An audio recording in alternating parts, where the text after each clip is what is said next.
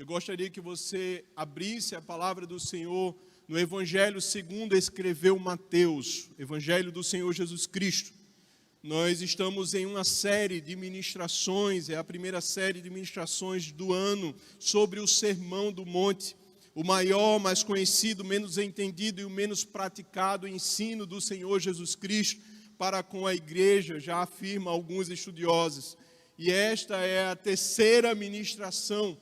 E hoje nós iremos chegar no coração desse grande discurso do Senhor Jesus sobre a justiça do reino.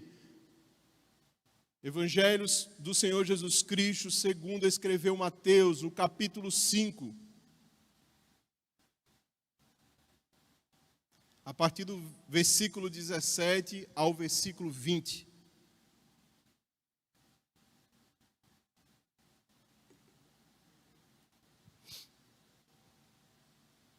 Diz assim a palavra do Senhor: não penseis que vim destruir a lei ou os profetas. Não vim para destruí-los, mas para cumpri-los. Em verdade vos digo que até que o céu e a terra passem, nem uma letra ou um só traço se omitirá da lei, sem que tudo seja cumprido. Qualquer que desobedecer um destes mandamentos, por menor que seja, e assim ensinar aos homens, será chamado o menor no reino dos céus. Aquele, porém, que os cumprir e ensinar, será chamado grande no reino dos céus. Pois vos digo que se a vossa justiça não vos for superior à dos mestres da lei e fariseus, de modo nenhum entrarei no reino dos céus. Amém? Vamos rapidamente orar mais uma vez. Senhor, que está a Tua palavra, Senhor. Nós dependemos de Ti, somos pó. Deus, na Tua infinita misericórdia, fale aos nossos corações e na vida, Senhor amado, de cada um dos Teus filhos, que de casa, do trabalho, de onde quer que estejam, estão nos acompanhando em nome do Senhor Jesus Cristo. Meus amados, nós aprendemos ao longo dos últimos domingos a respeito do Sermão do Monte, aonde o Senhor Jesus ele vai proferir esse discurso em uma encosta e de uma montanha, está falando àqueles que estão acompanhando ao Senhor Jesus e mais aproximadamente aos seus discípulos. E nós ministramos na primeira palavra a respeito dessa série de estudos, a respeito das bem-aventuranças. E nós aprendemos que as bem-aventuranças não são uma nova ética, mas trata-se, acima de tudo, do caráter espiritual e especial dos cidadãos do reino dos céus. Para falar a respeito do chamado dos filhos do reino de Deus, o Senhor Jesus vai utilizar duas metáforas. Foi o tema da segunda ministração, que nós somos o sal e que nós somos luz.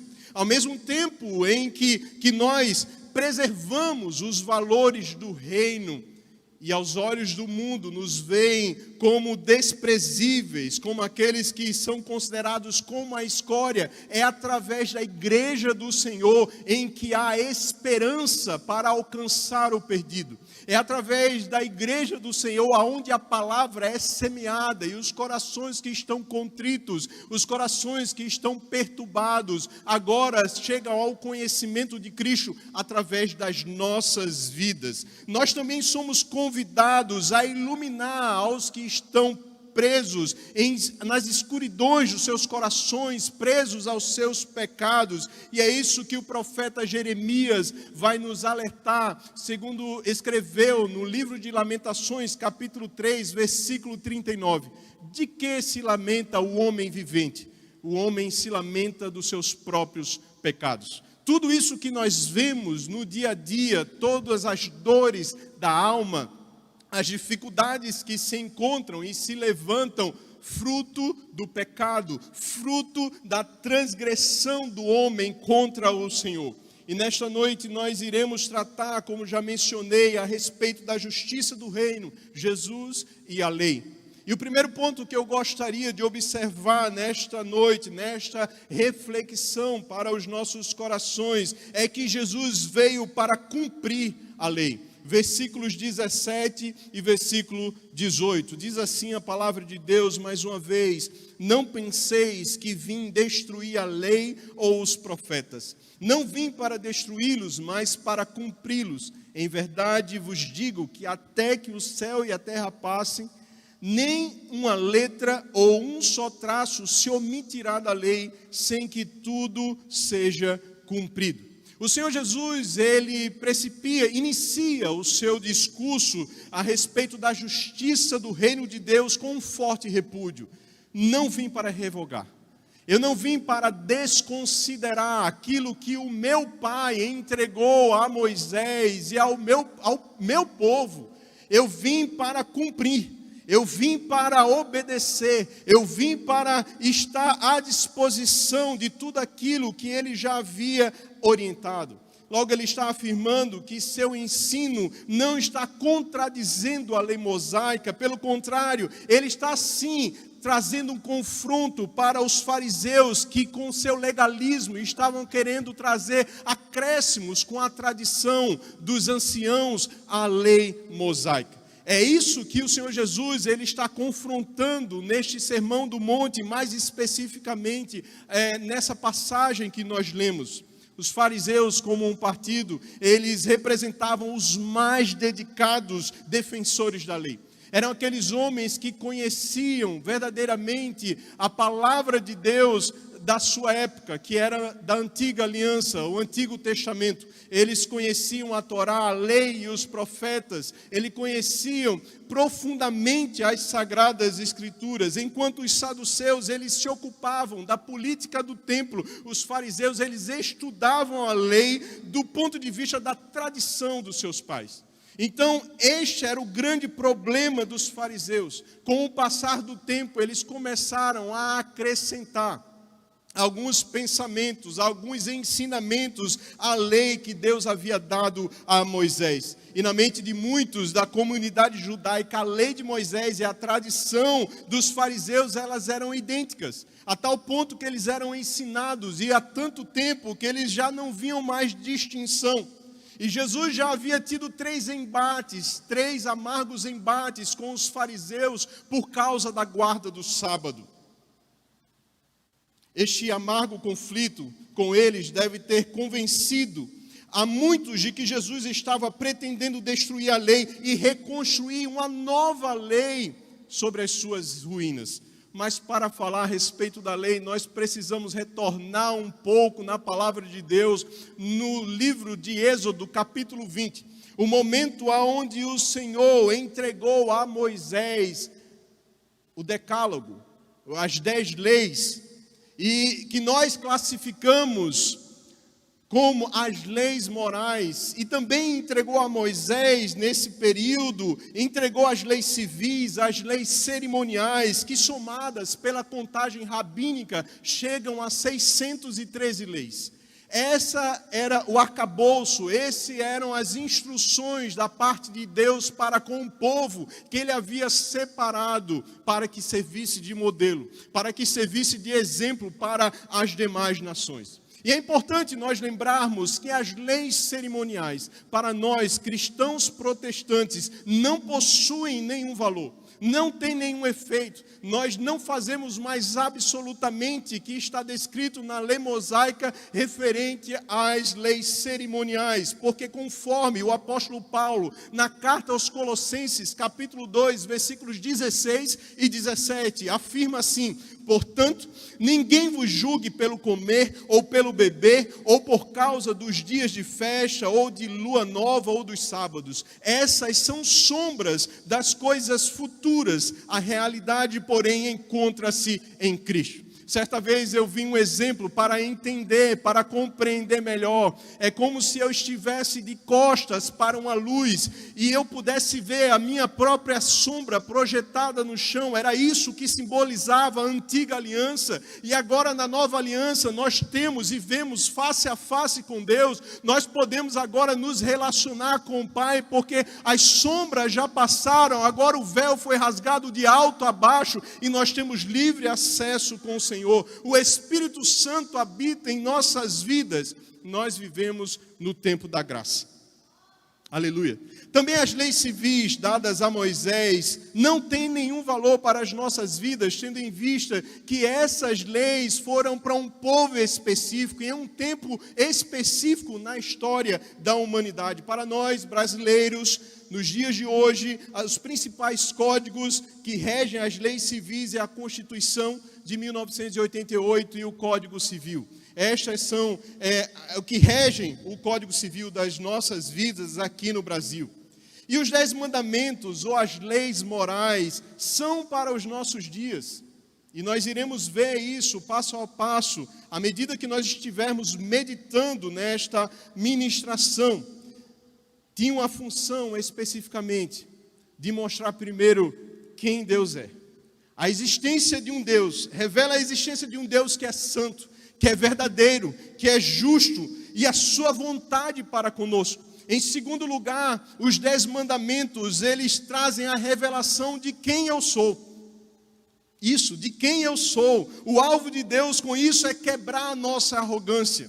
De quando nós olhamos para as Sagradas Escrituras ou para um pecador e não nos acharmos soberbos demais, ou que nós somos santos demais, ou de nós acharmos que nós temos condições de vencer, quando na verdade nós só vencemos o pecado por Cristo, através de Cristo e do Espírito Santo habitando em cada um de nós. A terceira observação que os 10 mandamentos, eles explicitam, nos ensinam, é atestar a incompetência humana das nossas vidas, mostrando que nós precisamos de alguém que agrade a Deus por nós. Porque nós bem sabemos, nós não conseguimos agradar, nós não fazemos aquilo que nós gostaríamos de fazer, nós oscilamos na nossa caminhada, só Deus é eterno, só o Filho poderia fazer essa obra maravilhosa, só Ele poderia cumprir a lei de Cristo, e isso aponta para o próprio Senhor Jesus Cristo. Como afirma em Isaías 53, 10, a parte A, todavia o Senhor agradou Moê-lo, fazendo-o enfermar. Todavia agradou Moê-lo. Foi do agrado de Deus fazer essa obra, porque era necessário um Cordeiro Santo de Deus que tira o pecado do mundo, sem nenhuma imperfeição, para ser o nosso substituto nessa obra redentiva. Na cruz Ele pagou a nossa culpa por nós. Na cruz Ele sofreu todo o vitupério, toda a condenação foi derramada sobre a sua vida, por amor a cada um de nós.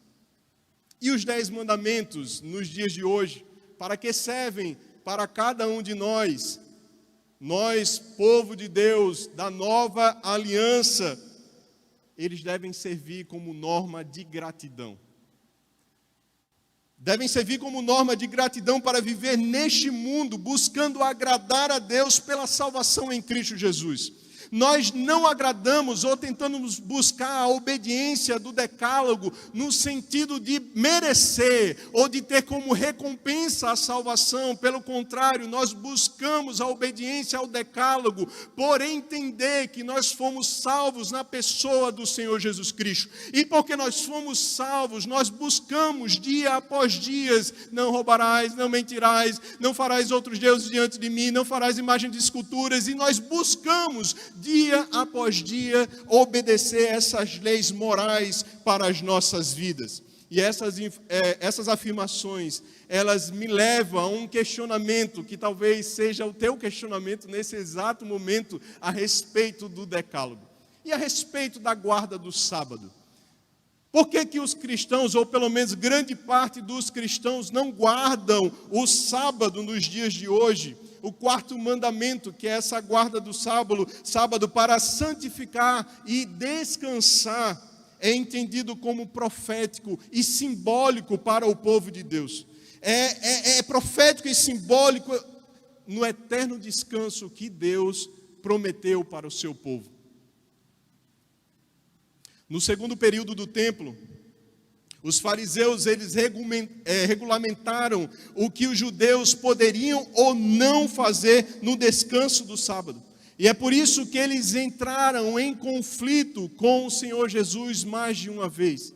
Não, você tem que descansar, mas o que é descansar? Eu posso fazer uma alimentação? Não, você tem que descansar e o santificar, mas você pode levar água para os animais. E os fariseus, eles começaram a tentar acrescentar, eles começaram a trazer mais coisas do que o Senhor, ele havia dado. E na história do cristianismo, nós percebemos e entendemos e vemos que a ressurreição do Senhor Jesus Cristo, no primeiro dia da semana, ele se torna o dia que nós passamos a guardar. É por isso que nós, cristãos protestantes, da maior parte das igrejas, salvo os adventistas clássicos, ainda não guardam o sábado nos dias de hoje. Porque nós entendemos, sim, ele é profético, ele é simbólico, do descanso eterno que Deus ele nos dá hoje, que nós desfrutamos hoje, mas o eterno no dia em que nós estivermos com o Senhor Jesus. Aleluia. Como certa vez eu escutei de um ministrador, o nosso sábado é Cristo, Cristo é o nosso descanso.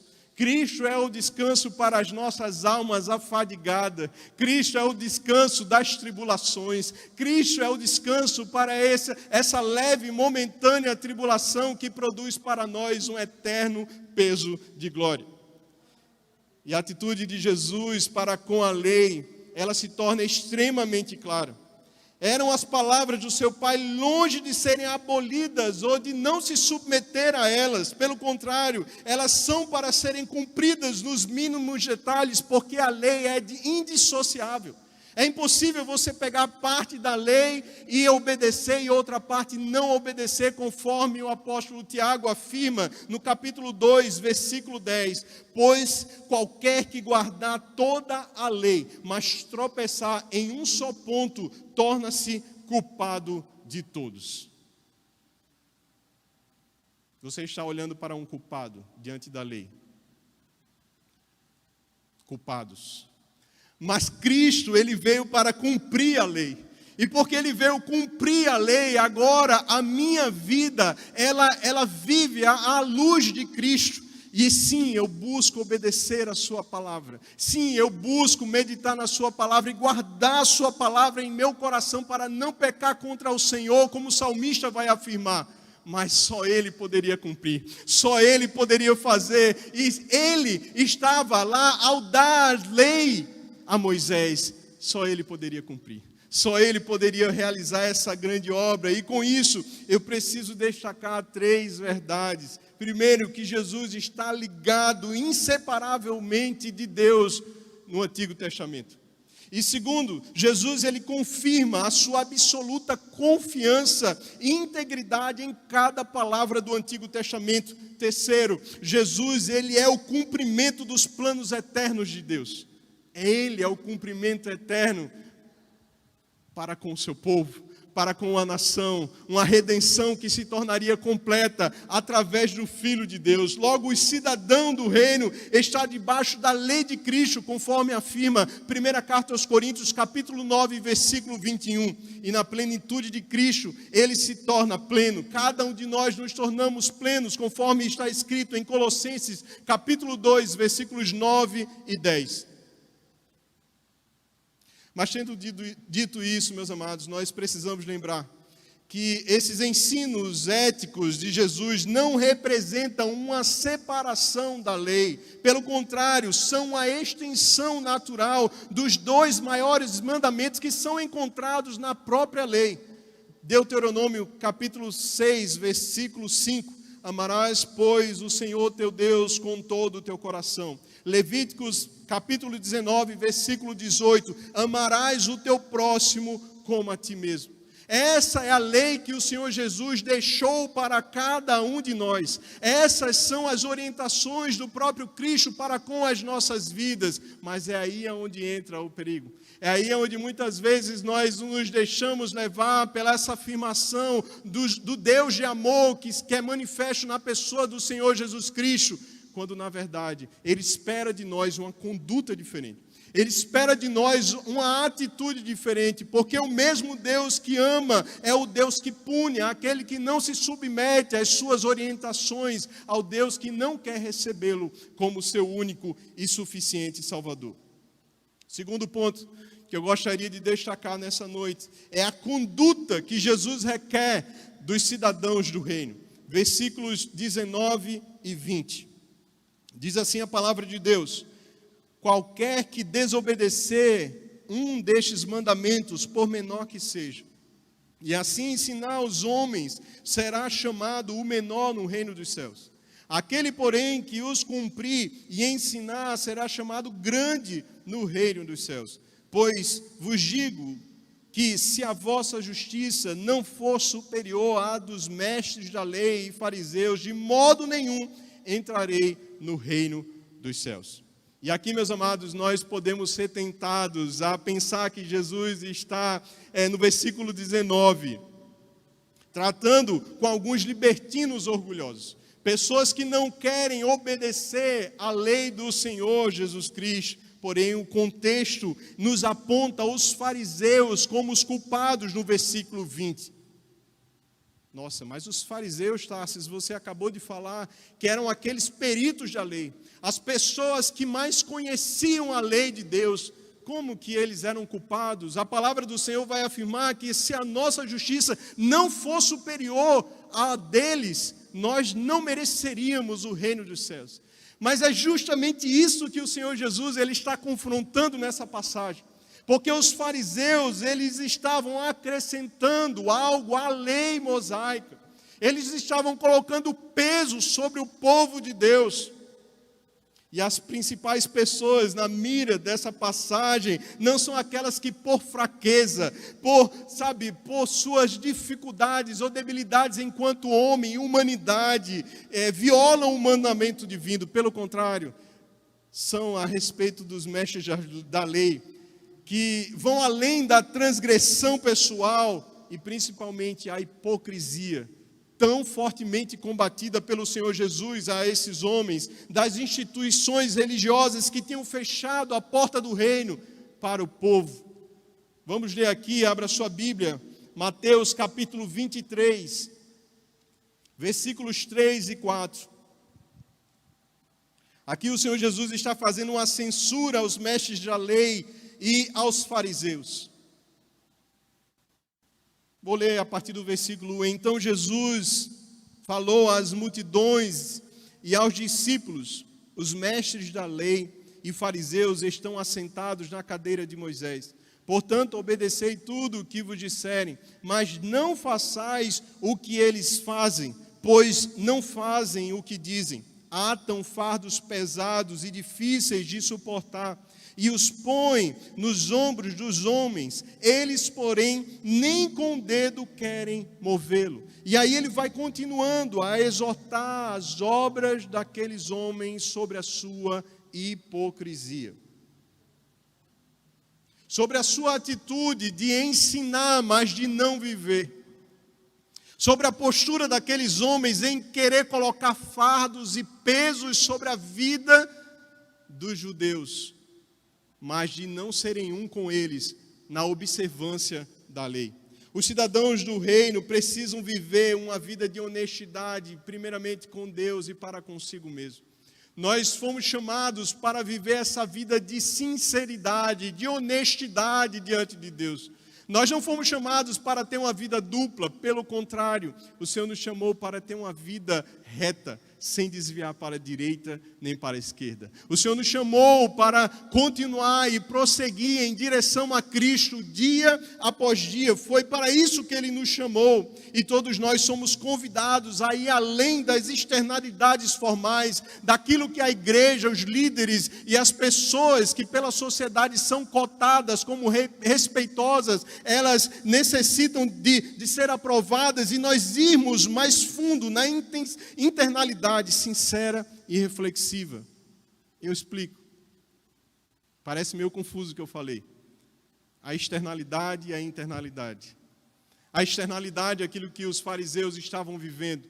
Estavam colocando peso e jugo de uma lei que eles mesmos acresceram à lei mosaica, mas que eles não viviam nenhuma parte delas. Mas interiormente eram corações corruptíveis.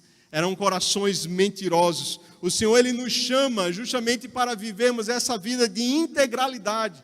O novo nascimento, ele precisa vir acompanhado dessa mudança de conduta, dessa mudança de comportamento, e foi para isso que o Senhor nos chamou para a sua maravilhosa luz. Ele nos chamou para a sua maravilhosa luz e permanecermos nessa luz que é o próprio Senhor Jesus Cristo. Foi para isso que Ele nos chamou. E os fariseus, eles se tornaram peritos em encontrar brechas na lei para praticar tudo aquilo que eles queriam fazer, porque eles conheciam a lei. E em cada ponto em que eles encontravam, eles adicionavam a tradição dos anciãos. E com isso eles acabavam fazendo o que eles queriam. E eu gostaria de lembrar nessa noite a cada um de nós o que nós já sabemos. A lei, ela é coercitiva. Ela é uma obrigação, ela é uma imposição. Nós acabamos de passar o mês de janeiro, e o mês de janeiro é o mês dos impostos. Imposto para com as nossas vidas. Nós pagamos os tributos, nós pagamos e tantas outras coisas, início de ano e ao longo do ano, porque é uma imposição. A lei, ela é coercitiva. Nós poderíamos citar um exemplo. Se nós atravessássemos um sinal vermelho e naquele local tivesse uma fiscalização eletrônica, em poucos dias chegaria em nossa casa uma multa. A recompensa pelo nosso ato de infração, aquela multa iria chegar em nossa casa e nós teríamos que pagar, porque nós não obedecemos àquela autoridade, que apesar de não ser física, mas é uma autoridade escrita, que está já instituída e conhecida. Mas lá dentro de nós, mesmo se nós fizéssemos isso, recebêssemos uma multa, devido à correria do nosso dia a dia, as nossas obrigações e as nossas atividades, não tem momentos em que a gente, se não tivesse uma câmera aqui, a todos os que trabalham na CEMOB, no Detran, esse é só um exemplo, tá? É isso que está dentro de nós.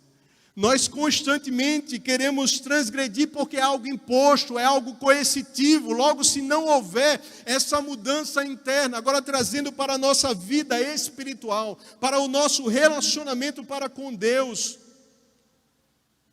se não houver essa mudança, é impossível que o que é externo venha sofrer algum impacto em nossas vidas. Se alguém que diga assim, não peque, meu filho, não faça isso, não faça aquilo, vai causar algum efeito prático em nossas vidas, porque é uma lei, é uma imposição. Mas a partir do momento que nós temos o Espírito Santo em nossas vidas, existe transformação. Tem que existir transformação, porque a lei não muda o coração do homem, mas o Espírito Santo sim, este muda o coração do homem, do pecador, daquele que não conhecia Deus e agora passa a ter a palavra do Senhor Jesus como a sua única regra de fé e de prática.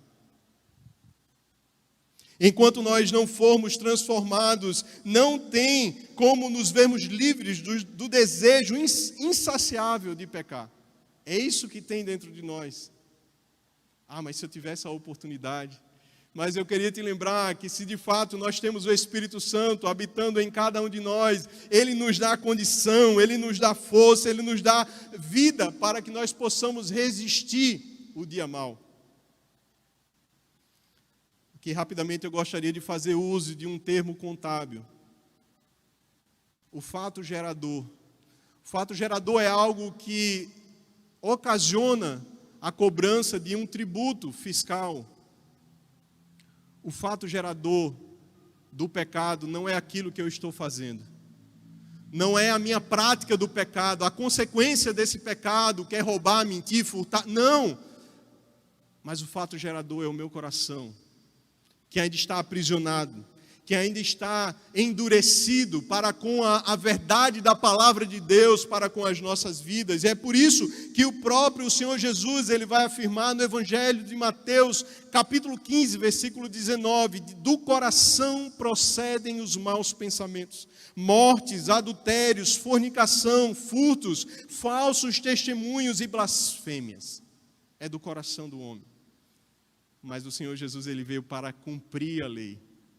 Ele cumpriu a lei, porque ele cumpriu a lei, agora nós temos um mediador, alguém que nos possibilita, porque nós não tínhamos condições de nos achegar a Deus, nós seríamos fulminados, porque nós não obedecemos toda a lei, como nós vemos na epístola de Tiago. Aquele que descumpre um único mandamento, peca em todos eles. E porque o Senhor Jesus, ele conseguiu obedecer, cumprir toda a lei, ele se torna esse mediador.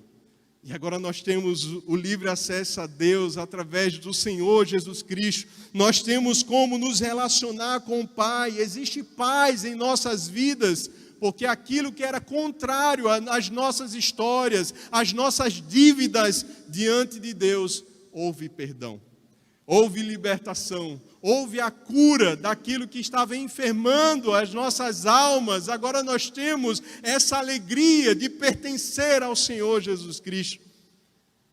E aqui eu gostaria de acrescentar, em consequência, em continuidade, dos versículos 21 deste mesmo capítulo aos versículos 42, o Senhor Jesus, ele passa a confrontar a justiça farisaica, não pela devoção à lei, mas pela ausência dessa devoção. O contraste que vai ser destacado nessa passagem, do versículo 21 ao versículo 42, não é entre a lei de Moisés e a lei de Cristo, mas a corrupção farisaica do Antigo Testamento. E aqui eu vou apenas mencionar, dos versículos 21 ao versículo 26, o Senhor Jesus, ele vai tratar, ele vai ensinar a respeito do homicídio. Lembremos-nos que estava no decálogo, não era necessário o Senhor Jesus repetir, mas ele dá um passo a mais. Ele fala mais uma verdade, porque lembrem-se, o fato gerador não está no ato em si, está dentro, está mais interno. E o Senhor Jesus, ele lança luz na ação de matar. Quem mata o seu irmão? Possivelmente aqui entre nós, quem está em casa já matou alguém. À luz da palavra de Deus.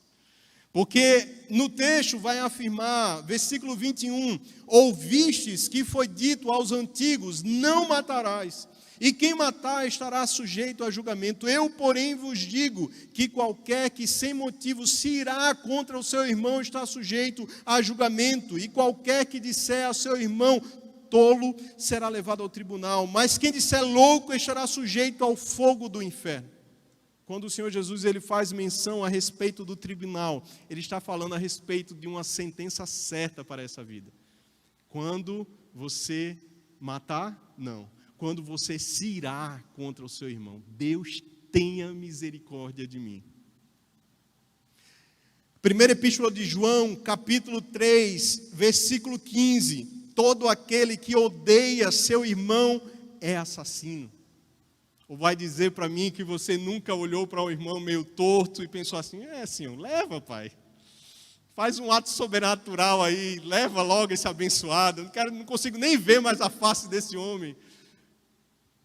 Quantos de nós já passamos por situações assim? Se irando contra o nosso irmão. Porque o Senhor Jesus, ele agora está indo além. Agora ele não está analisando a externalidade. Nós sabemos que existiam cidades onde as pessoas que haviam cometido um crime sem dolo, ou seja, sem intenção, elas se refugiavam para se proteger. Existia graça na lei.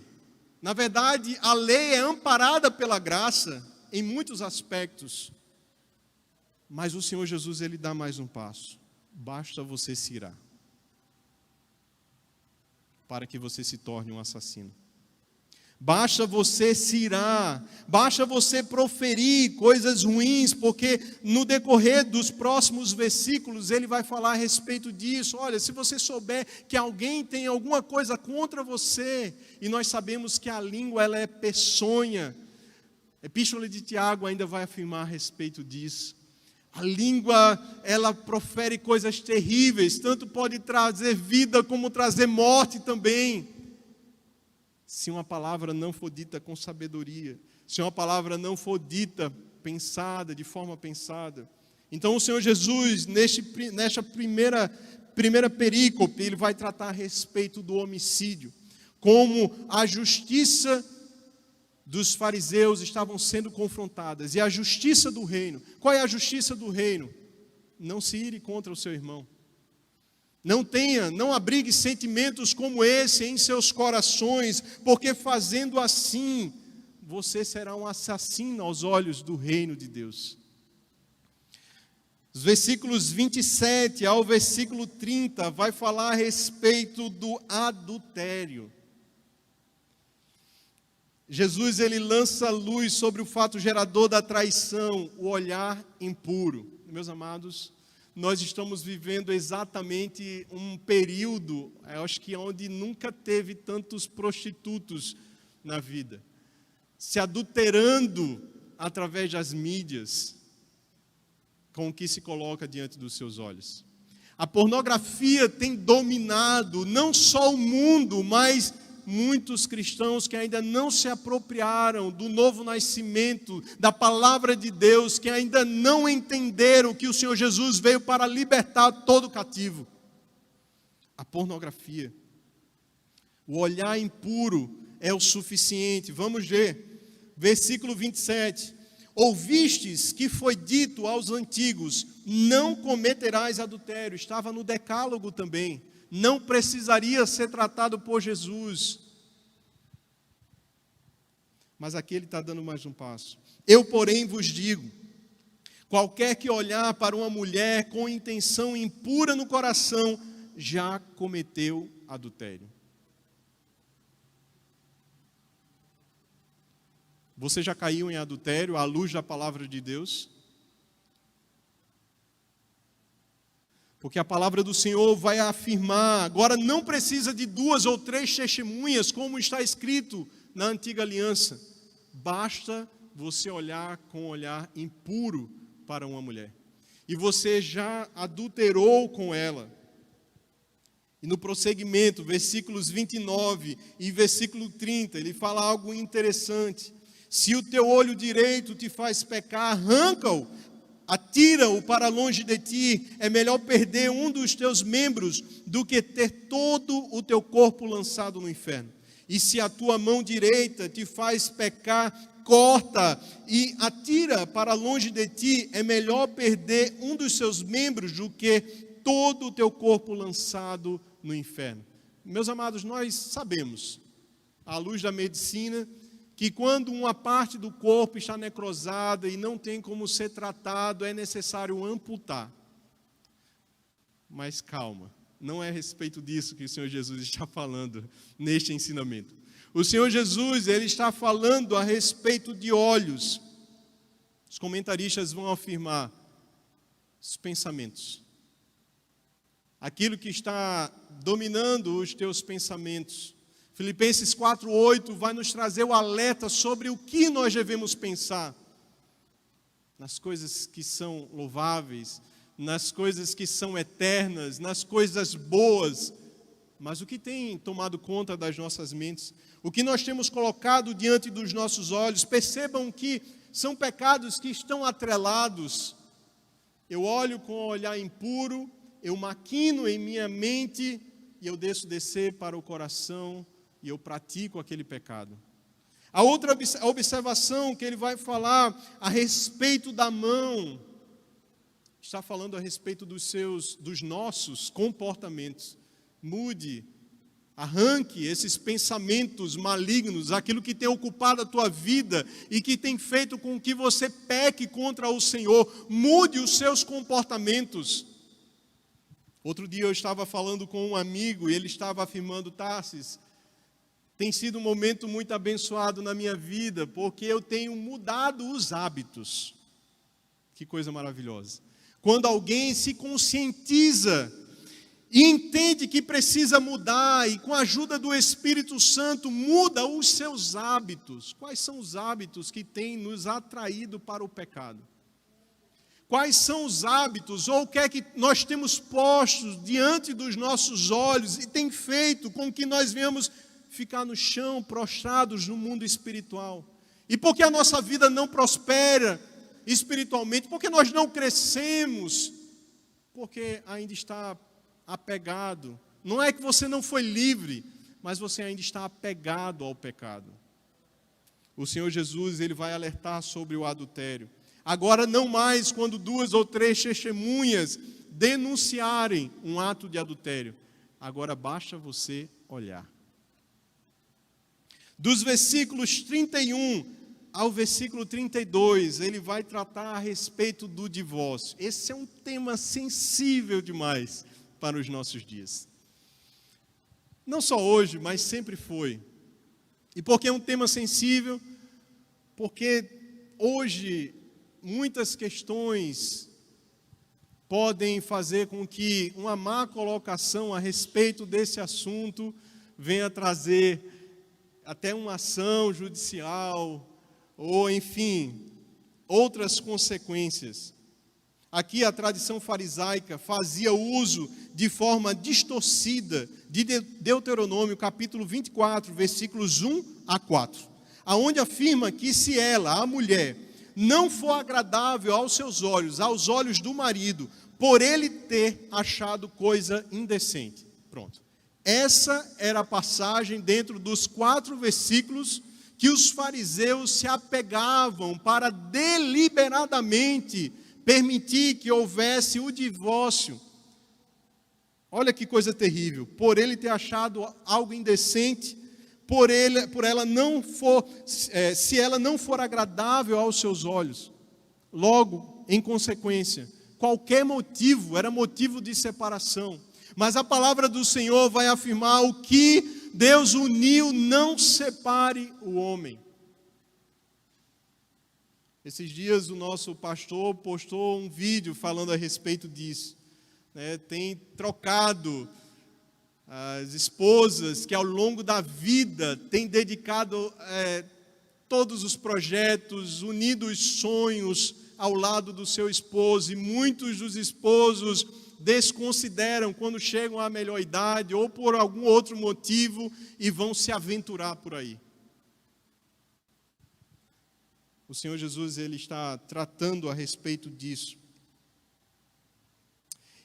E como qualquer motivo para divórcio, o que é errado por 3 razões. Primeiro, que eu gostaria de destacar, porque não mostra o amor pelo companheiro.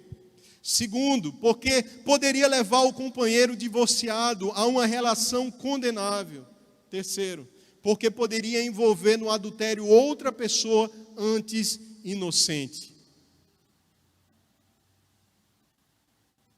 O divórcio nunca foi um mandamento, em si uma concessão por causa da dureza do coração do homem. Mas o amor é um mandamento. O amor suporta, tudo espera, tudo crê. O amor, ele faz mais. E aqui eu não sei se existe alguém que nos acompanha nesse momento que está em crise no seu relacionamento. Eu gostaria de te lembrar a respeito dessa verdade, que o amor de Deus em nossas vidas nos faz ir além. Não existe nada que um casal não consiga resolver quando os dois querem resolver. A minha esposa, que inclusive com certeza está me acompanhando nesse momento, ela sempre fala: Tarsis, você quer conversar para resolver? Porque enquanto você estiver inflamado, enquanto você estiver com suas justificativas, você está demonstrando que você não quer resolver o problema. Quer resolver o problema de fato no relacionamento? Converse, abra o seu coração. E aqui está um homem que está sendo trabalhado no diálogo, e nós temos aprendido o quão desafiador, e realmente é uma arte se comunicar, é uma arte. Muitas pessoas acabam se frustrando no relacionamento pela simples falta dessa atitude, a comunicação. Vamos dar prosseguimento, para que eu não me embarace mais nesse assunto. Versículos 33 ao versículo 37. O Senhor Jesus, ele vai agora orientar a respeito do juramento. A lei também não originou os juramentos, nem ordenou a Israel que jurasse, assim como não existiam nos mandamentos a respeito do divórcio. Mas indicou que qualquer juramento ditos teria que ser em nome de Deus, segundo Deuteronômio capítulo 6, versículo 13 e capítulo 10, versículo 20. Os fariseus, ao invés de entenderem que o juramento seria um apelo a uma constante verdade, eles acharam ali uma brecha para poder, se não for jurando em nome de Deus, logo eu poderei então mentir. Logo, então, eu poderei ter uma vida que está isenta dos seus compromissos. Eu prometo algo e eu não faço. Ao que o Senhor Jesus, ele vai afirmar no versículo 37. Seja, porém, o vosso sim, sim, e o vosso não, não. O que passar disso vem do maligno. Um simples sim ou não colocam os cidadãos do reino na obrigação de falar a verdade e de fazer o que se comprometeu. Não é isso que o apóstolo Paulo vai afirmar na carta aos Romanos? Ele fala algo interessante, logo no capítulo 2. Eu gostaria de ler. A partir do versículo 21, falando a respeito da condenação dos judeus também. Tu, pois, capítulo 2, versículo 21. Tu, pois, que ensinas a outro, não te ensinas a ti mesmo? Tu que pregas que não deve furtar, furtas? Tu que dizes que não se deve adulterar, adulteras? Tu que abominas os ídolos, roubas os templos? Tu que te glorias na lei, desonras a Deus pela transgressão da lei, como está escrito: o nome de Deus é blasfemado entre os gentios por causa de vós. Essa palavra é forte.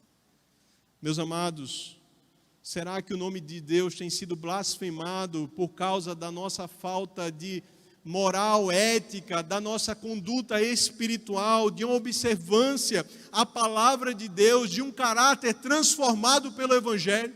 Será que as pessoas que estão ao nosso redor, em nosso trabalho, em nossa casa, lá vem aquele cara. Não vou contratar porque é crente. E nós sabemos que isso é uma verdade por aí. Mas eu creio que isso não acontece nessa igreja, amém? São cristãos autênticos que tiveram as suas vidas verdadeiramente transformadas e têm uma conduta ilibada diante de Deus e da sociedade. Versículos 38 ao versículo 42, já estou concluindo. Os fariseus viram nas palavras da lei, em Deuteronômio, capítulo 19, versículos 20 e 21, que muitas vezes eles citavam um direito à vingança. Em vez de entender isto como uma declaração do castigo máximo que era possível sob a lei, um freio aos excessos, eles o tornaram como o seu mínimo de direito pessoal. E aqui, o que é que vai afirmar? Versículo 38, ouvistes o que foi dito, olho por olho, dente por dente. Eu, porém, vos digo, não resistais ao homem mau. Se alguém te bater na face, oferece-lhe também a outra. E se alguém quiser levar-te ao tribunal, tira-te a túnica deixa-lhe também a capa. E tirar-te a túnica, deixa-lhe também a capa. Se alguém te forçar a caminhar 1 milha, vai com ele 2. Dá a quem te pedir, e não te desvies daquele que quiser te pedir algo emprestado. A lei era uma justiça sem medida, que conforme o texto sagrado vai afirmar, era só nas coisas mais, absurdas que era praticado isso, mas eles no seu dia a dia, eles estavam praticando a sua própria justiça, e na justiça de Deus não opera a justiça, na justiça do homem não opera a justiça de Deus. Se nós queremos nos defender diante dos homens, diante daqueles que nos acusam, diante daqueles que nos perseguem e fazem algum mal para conosco, Deus logo não estará trabalhando em nosso favor. Versículos 43 ao versículo 48. Ouvistes que foi dito: amarás o teu próximo e odiarás o teu inimigo. Está descrito em Levítico, capítulo 19, versículo 18. Aqui Jesus, ele resumiu o princípio fundamental de toda a sua mensagem: o amor aos nossos inimigos. Ou seja, se nós amamos os nossos inimigos, claro que nós amamos os nossos amigos, mas vai um pouco além. A oração pelos nossos inimigos e aqueles que nos perseguem. O Senhor Jesus não deixou nenhum espaço para o eu, para o nosso orgulho, para a nossa vaidade, porque o reino dos céus não é daqueles que são cheios de si mesmos, mas dos humildes de espírito, que não podem realizar nenhum bem se não houver auxílio dos céus. Meus amados, a justiça do reino de Deus, ela está além. Ela está muito mais atrelada ao nosso interior, às nossas motivações, aquilo que passa em nosso coração e em nossa mente do que em nossas atitudes. A justiça dos fariseus, ela estava limitada a ranços, a desejo de se vingar e outras tantas questões, mas a justiça do reino de Deus dá um passo a mais.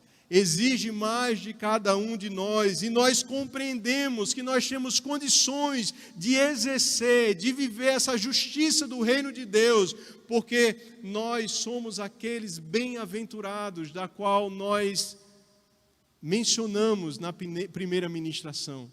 Nós somos os muito felizes que herdarão o reino dos céus, porque são dependentes do Senhor. Nós somos aqueles que vivenciam algo que o mundo não pode experimentar. A paz de Deus que está em nossos corações, o mundo não pode ter, porque só pode vir do próprio Deus. E o Senhor veio ao nosso encontro. E o Senhor nos transformou, e o Senhor mudou a nossa história.